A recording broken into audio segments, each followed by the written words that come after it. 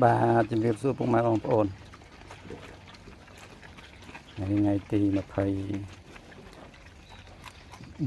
ខែឧសភាឆ្នាំ2026មកពីកាត់កូនដាក់ឲ្យកូនតិចវាចូលចិត្តនោះរឿងតកូនមួយតកូនកធំថេតនេះអូស៊ីបែកពីពុះមាត់មកមិនយកចេញពីលម៉អឯនេះ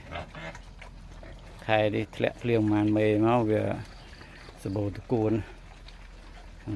ខ្ចីលវក់ដាក់មក3កឆេមើលនេះតម្លាក់ឲ្យស៊ីស្រួលបួលអត់ទេសុកចិត្តភើយពីលម៉ទៅស៊ី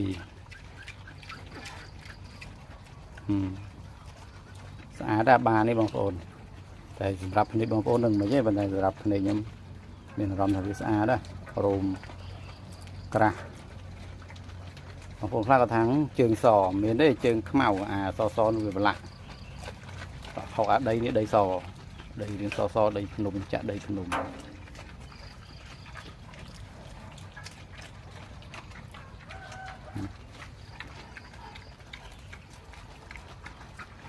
ពួកនេះកញ្ចក់ខ្មៅទេនេះកញ្ចក់ខ្មៅទាំងអស់ពួកនេះ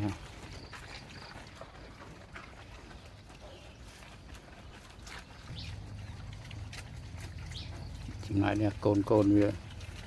ក៏កងតកូនដាក់ឲ្យមកកងដែរបងប្អូននេះ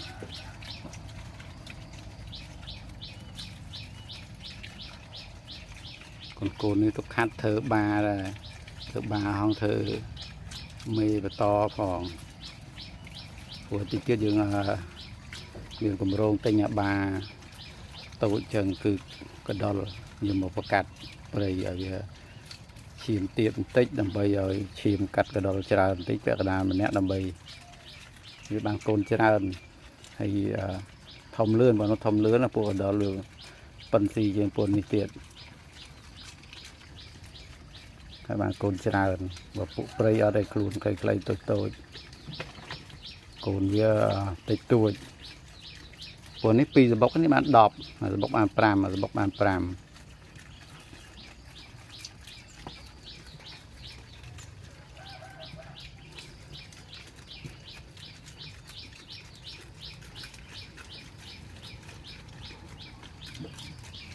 ស្ដាប់television